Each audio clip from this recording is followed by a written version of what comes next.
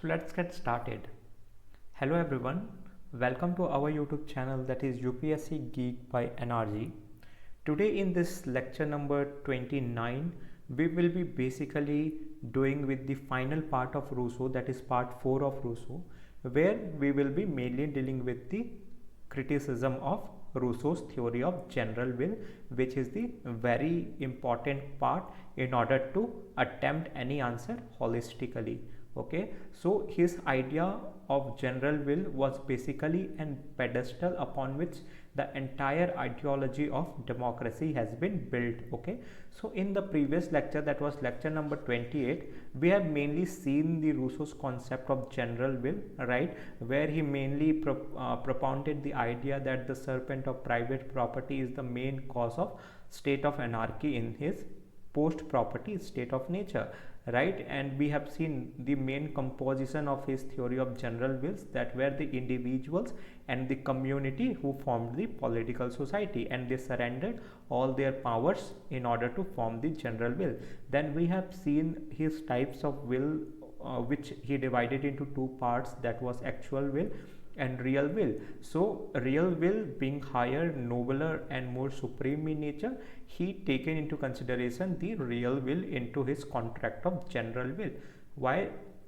Because it was more socialistic in nature, it was more of welfaric oriented, and it was beyond the self-centricism of individual, right. Then we have seen what was the concept of general will of Rousseau was. So basically it was the sum total of real wills of individual which were based on the reason, right.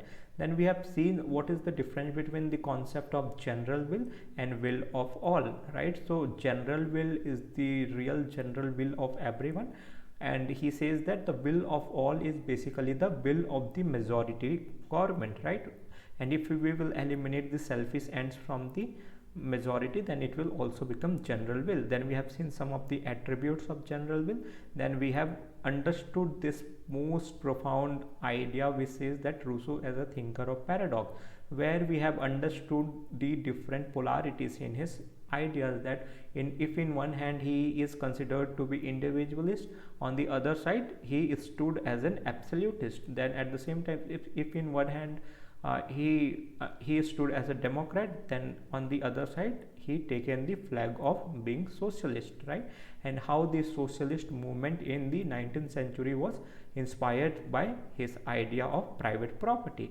With that, we have seen conclusion and we have seen this quiz in order to recollect. Okay, so let's start with today's session. But before that, if you guys haven't watched the previous lecture, that is lecture number 21, I would sincerely and highly recommend you all to go and watch that, so as to maintain this continuity of conceptual understanding and to build your concept very well. Okay, so let's do this final part of the criticism, then it will be followed up by conclusion, right. So the first criticism of Rousseau's ideas of general will is that it is little bit confused idea, right. Rousseau is confused while propounding his ideas of general will. What is the idea inherent here? So theory of general will is confused. Why it is confused? Because there is no clear explanation about the differences of real and actual will, right. So basically he says that this real will is the will of, like, the real will of all, right. And this actual will, the actual will is nothing but the selfish will, right. But he is not giving any basis of the definition that he is propounding. He is saying that the real will is the real will which is beyond the individualistic interest, and this actual will is the selfish will, right. So he is not giving any clear explanation, like whatever he said about the real will and actual will he is saying on what basis, right. What is his basis to say the or convey the definition of real and actual will, right. So Rousseau has no clear conception of general will, right. So this is why his theory of general will is a little bit confused, right. The second criticism is no difference in general will and will of all, right. So basically he says that yes, there is a difference between the concept of general will and the will of all, right? He says that the will of all is nothing but a will of majority, right? Majority who are in power, right? And if we eliminate this selfish end from the will of the people who are in the power, it will basically become a general will. This was the idea which was propounded by Rousseau, right? But here the critics are saying that in actual sense there is no difference in general will and will of all. Why? Because Rousseau has tried to distinguish between general will and will of all, which is in practice is impossible, to achieve. He has provided us with no standard judgment whether a decision taken by the people represents the general will or merely a will of all, right? So the basic idea which critics are advocating here is that even in case of general will, there will be a people who will be acting as a representative of the people, right? They will be even acting as the representative of the people, and hence the will of the people who will be represented by this particular set of people will also be a kind of will of majoritarian, which is being propounded by Rousseau in case of will or will of all, right? As he has propounded the idea that in case of will of all, there will be a set of people who will be having a power, and this will of this majority basically represents the will of all. But when you look or see his concept in juxtaposition, you will also find that even his concept of general will, at the end some set of people, because he is propounding the idea of representative democracy or direct democracy, right? So hence few set of people will have to act as a representative, right? Have to act as a representative. And here also, if not initially, then in later point of time, the general will also be kind of similar to the will of all or the will of the representatives who are in power, right? So in actual sense there is no difference in general will and will of all. This is the second criticism upon which the critics are criticizing the Rousseau's theory of general will. The first was basically this theory is confused, right? Because there is no clear explanation about the difference of real and actual will. The second is there is no difference in general will and will of all, right? So this is the second notion upon which the critics are criticizing Rousseau's theory of general will. Now let's see the third criticism. So the third criticism says that unanimous and not majority will, right? Unanimous and not majority will. What does this mean?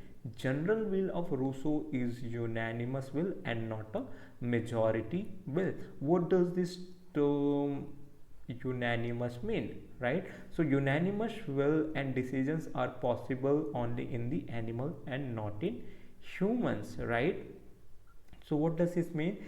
Basically, when we look at the theory of general will, he says that it is a real will of all, right? It is a real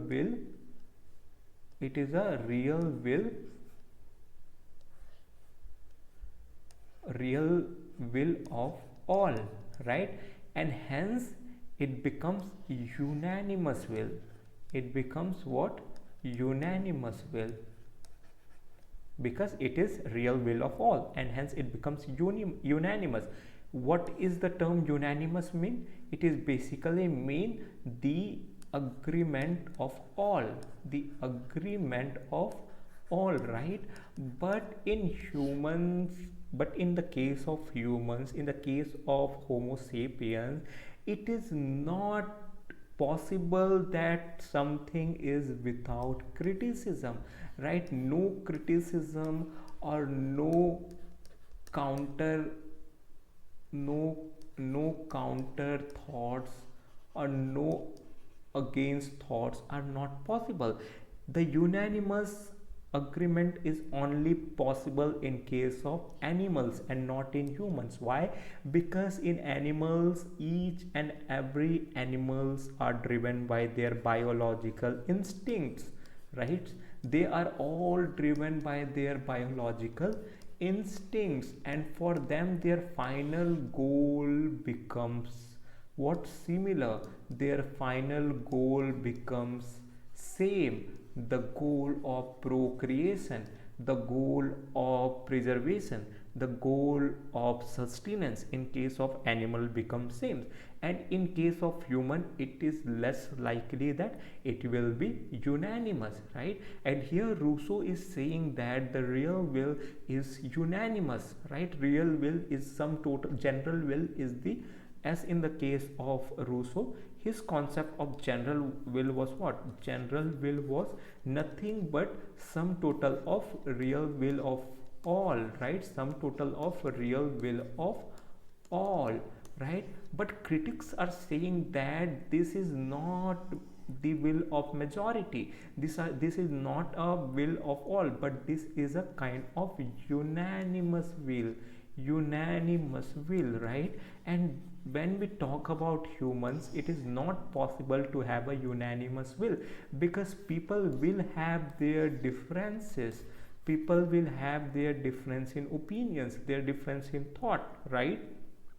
And hence if there will be a real or actual will, there will also be a tacit will or indirect will, right? So this is what critics are criticizing Rousseau's idea by saying that his theory of general will is basically unanimous and not majority will, and they are saying that it is not humanly possible to have a unanimous will, right? Because it is something which is possible only in animal and not in humans. Okay, and the fourth and the last criticism is wills cannot be divided. Wills cannot be divided. Let's see what critics are wanting to say here. So according to him, essential will is rational and represents total sum totals, right? So he says that essential will is rational and represents sum total. So what is essential will is? Here essential will is nothing but the general will, which is rational and represents the sum total. However, individuals and their wills are corporates, right? Individuals and their wills are the corporate entity. They work in tandem. They are not divided to each other. They are indivisible to each other. It is impossible to distinguish the wills of individuals, right? As Rousseau has distinguished between the concept of real will and actual will, in sense the critics are saying that the wills of individuals are indivisible. It cannot be divided. So on what basis Rousseau is dividing the wills of individuals as real wills and actual wills, right? So on this particular basis the critics are criticizing the Rousseau's idea of general will. Now we have seen some of the major criticism, but now let's see the conclusion, right? Because conclusion is something which finishes an answer on very positive note, right? So let's see what can be a productive conclusion. In spite of criticism to his philosophy in different angle, but we cannot forget his brilliant presentation of his ideas, which became the foundation of modern democratic republic states, right? So whatever idea Rousseau propounded in his theory of general will has become a foundation of the modern democratic republic state. Whichever democratic in the world we have today is somewhere derived from Rousseau's idea of general will, right? So let's see what are some of the foundations of modern democratic republic states are, which are derived from Rousseau's idea of general will. So the first foundation is that will, not force, is the basis of state, right? So Rousseau clearly stated in his theory of general will is that the general will, or the sum total of real will, and not the force of the state or force of an authoritative state, as in the case of Hobbes, is the basis of state, right? And it has made the community realize the worth of human cooperation, right? It has made the community, the social community, realize how important the human cooperation is in order to eliminate the dictatorial tendencies,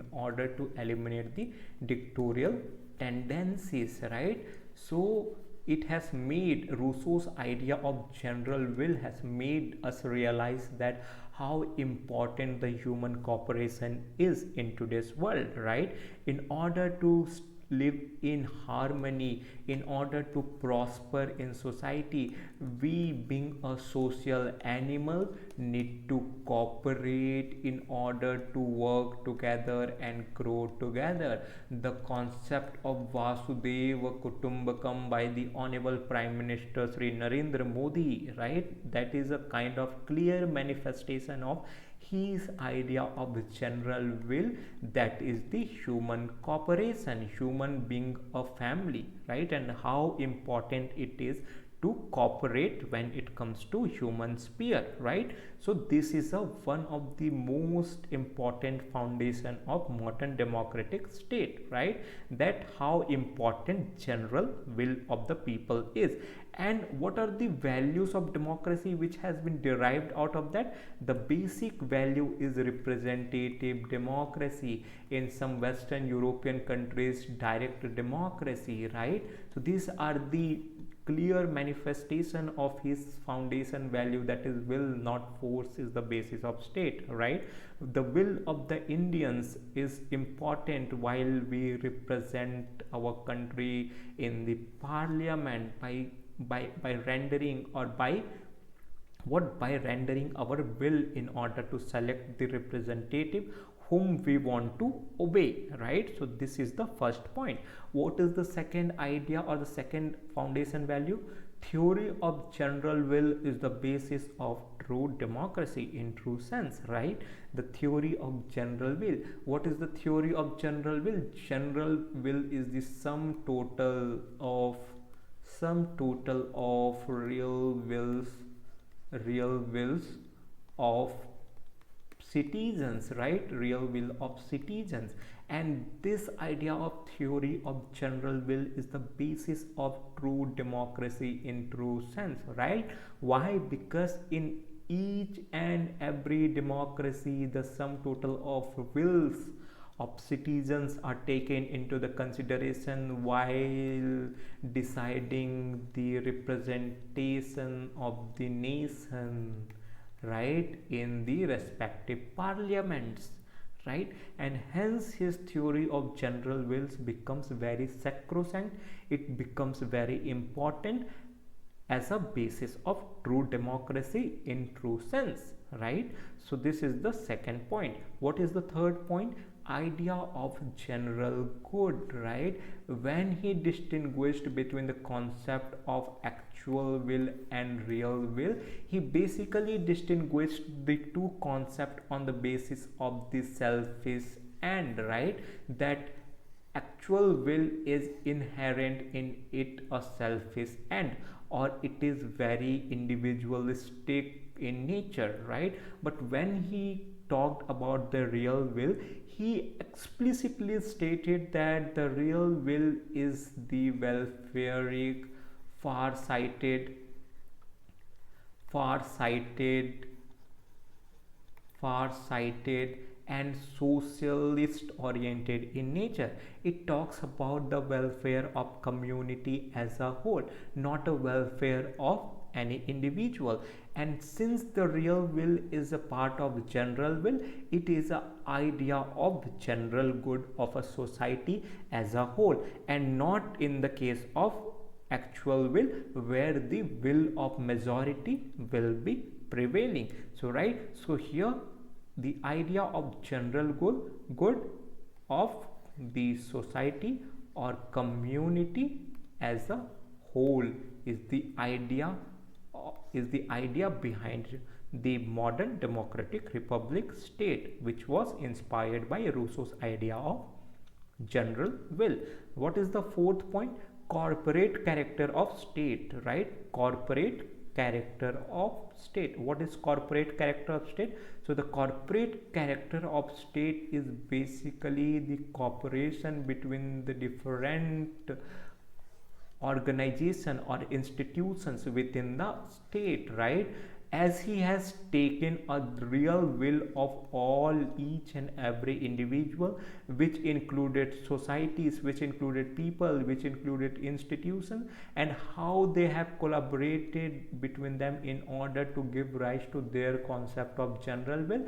The basic idea of corporate character of state is inspired by Rousseau's idea of general will.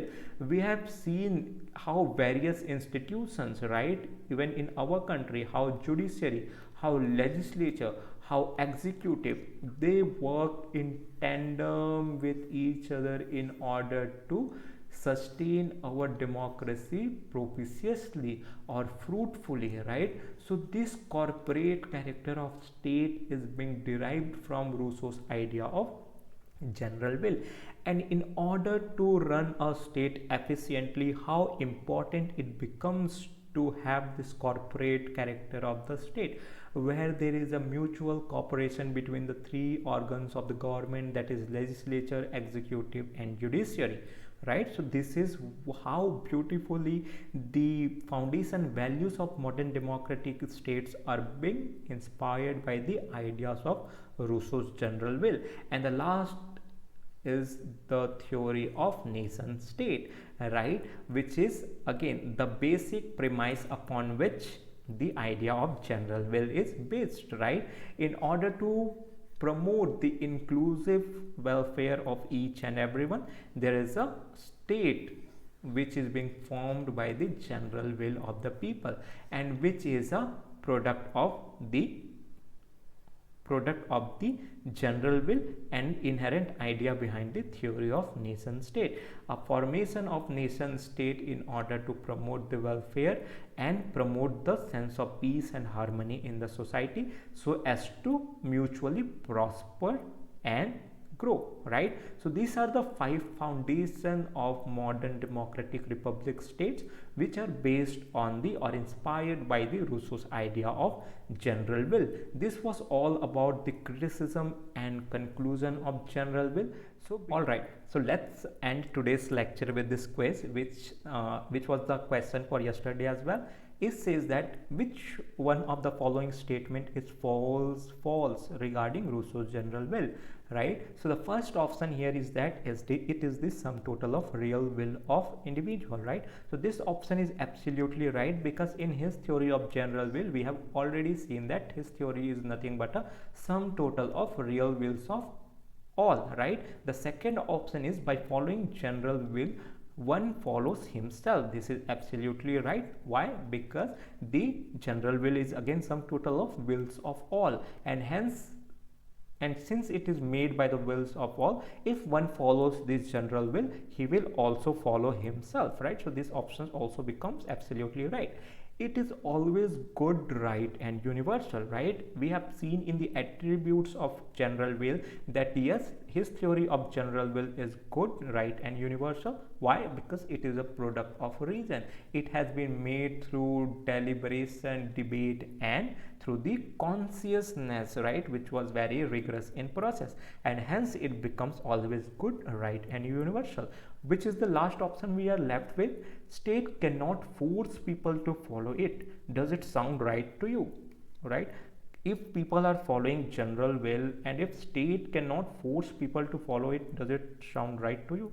No, because if state which is being formed by the general will of all will not force people to follow it, then again there will be a state of chaos, right? We form a state. Why?